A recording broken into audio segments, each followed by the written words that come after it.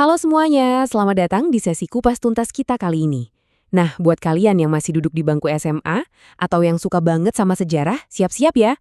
Karena hari ini kita bakal bedah sebuah kisah nyata dari Ibu Pertiwi yang skalanya tuh beneran se-epic film blockbuster Hollywood. Ini bukan cuma deretan tanggal atau nama-nama ngebosenin yang harus kalian hafal buat ujian, bukan.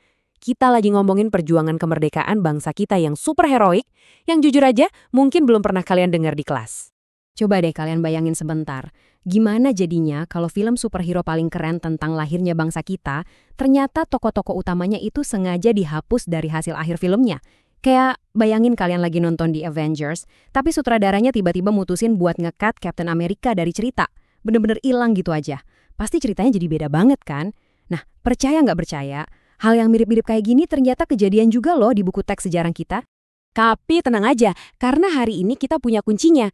Kita bakal ngebahas sebuah buku luar biasa yang judulnya Api Sejarah karya Ahmad Mansur Suryanegara. Buku ini tuh ibarat kunci yang bakal ngebuka versi asli dan uncut dari masa lalu kita. Kita bakal ngebongkar realitas aslinya dan ngelihat langsung fakta-fakta sejarah yang selama ini ya bisa dibilang agak disembunyikan. Oke, kita langsung masuk aja ke bagian pertama. Fakta sejarah yang terlupakan. Di sini ada satu konsep krusial dari buku ini yang disebut sebagai deislamisasi sejarah. Maksudnya gimana tuh? Sesimpel ini, ada semacam upaya untuk meminggirkan dan menghapus peran para ulama dan santri dari narasi utama perjuangan kemerdekaan kita. Balik lagi ke analogi Avengers tadi, ini sama aja kayak nyingkirin pemimpin pasukan pelindung buminya. Kalau tokoh utamanya hilang, otomatis pemahaman kita tentang gimana Ibu Pertiwi bisa meraih kemenangan luar biasa ini juga bakal berubah total kan? Perbedaannya itu kerasa banget loh. Kalau kita lihat narasi umum yang sering diajarin di sekolah, fokusnya kan lebih banyak ke tokoh politik atau diplomat. Tapi narasi dari Api Sejarah ini membantah hal itu. Buku ini ngasih lihat realitas kalau ternyata ulama dan santrilah yang jadi komandan militer utama dan pemimpin perlawanan di akar rumput. Merekalah ujung tombak aslinya. Nah, buat ngebuktiin betapa masifnya perjuangan fisik untuk ngebangun republik ini, kita bisa lihat dari catatan tulisan tangan asli Bapak bangsa kita, Bung Karno. Ini tuh bukti nyata tentang harga yang harus dibayar demi sebuah kebesaran bangsa. Coba kita resapi bareng-bareng kata-kata beliau ini. Kebesaran bangsa dan kemakmuran selalu kristalisasi keringat.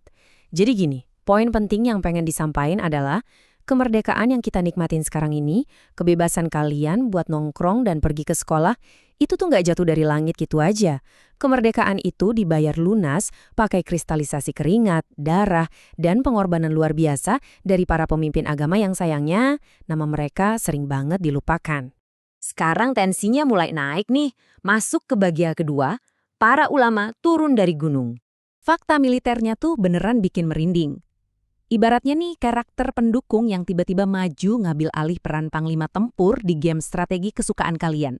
Waktu tentara peta atau pembela tanah air dibentuk, coba tebak siapa mayoritas daidanco atau komandan batalionnya? Yap, para ulama. Dari Cimahi, Pekalongan, Tegal, sampai Kroya. Mereka rela ngelepas peci dan jubah mereka, ganti pakai seragam militer buat mimpin rakyat angkat senjata. Keren banget kan? Biar makin kebayang, kita perbesar fokus kita ke satu pertempuran heroik di bagian ketiga, perlawanan suci di Sukamanah. Pernah dengar kisah Daud melawan Goliat, di mana yang kecil berani nantangin raksasa yang kejam? Kurang lebih kayak gitulah pemberontakan Sukamanah di tahun 1944. Dipimpin sama ulama yang benar-benar gak ada takutnya, Kiai Haji Zainal Mustafa. Bayangin aja, militer Jepang waktu itu ngerampas paksa beras petani yang lagi kelaparan dan maksa rakyat buat nunduk nyembah Dewa Matahari.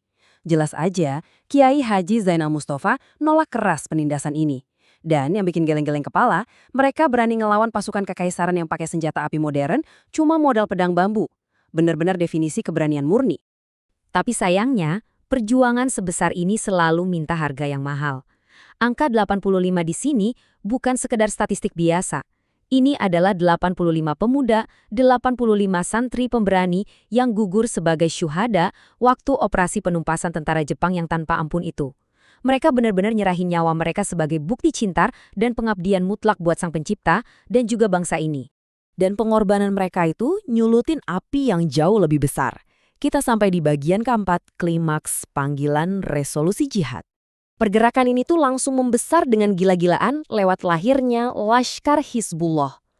Ini bukan cuma geng kecil-kecilan ya. Ini barisan pertahanan masif yang dibentuk bulan Desember 1944 dan isinya tuh 50.000 pemuda yang dilatih militer secara intensif. Coba bayangin, puluhan ribu anak muda yang mungkin seumuran sama kalian berdiri tegak di garis depan, siap mati demi ngebela proklamasi yang bentar lagi bakal lahir. Nah, kalau kita lihat timeline-nya, momentum perjuangannya ini terbangun sempurna banget. Dari bentukan Laskar Hizbullah di akhir 1944, terus bangsa kita berhasil merdeka di bulan Agustus 1945. Tapi tunggu dulu, musuh belum nyerah. Pasukan sekutu nyoba balik lagi di bulan Oktober dan November 1945 buat ngerebut kemerdekaan kita. Ancaman ini langsung memicu sebuah letusan perlawanan yang luar biasa. Sebuah seruan pamungkas akhirnya dikeluarkan. Dan inilah seruan yang benar-benar mengguncang Ibu Pertiwi. Ibarat alarm darurat nasional yang manggil semua rakyat buat angkat senjata. Keluarlah fatwa yang isinya 60 juta kaum muslimin Indonesia siap berjihad. Perang di jalan Allah untuk menentang tiap-tiap penjajahan. Resolusi jihad ini tuh beneran percikan api raksasa yang ngebakar semangat satu negara. Resolusi ini menekenin kalau ngebela Republik Indonesia itu hukumnya wajib, mutlak. Mereka maju ngorbanin nyawa bukan demi jabatan, tapi murni demi tanah air yang merdeka. Akhirnya kita sampai di babak penutup di bagian kelima, warisan dari api sejarah kita. Kemerdekaan sejati kita itu ditempa pakai darah, keringat, dan keyakinan luar biasa dari para ulama dan santri. Saya pengen kalian ingat ini baik-baik ya. Kebebasan yang kalian punya hari ini buat belajar, main, dan ngejar mimpi itu bukan sekedar hadiah gratis dari hasil tanda tangan di meja perundingan. Ini adalah warisan dari jiwa-jiwa heroik Ibu Pertiwi yang, yaitu tadi, nama-namanya paling sering dilewatin gitu aja di buku pelajaran konvensional. Sekarang, ini jadi tantangan buat kita semua. Setelah kalian tahu kebenaran versi utuh tentang siapa aja pahlawan kita yang sebenarnya, gimana cara kalian bakal bawa api sejarah ini ke depan? Apa kalian bakal ngebiarin pengorbanan seepik ini dilupain lagi? Atau justru kalian udah siap buat jadi generasi penerus yang bawa api semangat itu buat ngebangun bangsa? Coba deh direnungin. Oke, makasih banyak ya udah gabung di sesi kupas tuntas yang penuh semangat ini. Jadilah pewaris bangsa yang kritis, dan sampai jumpa di pembahasan kita berikutnya.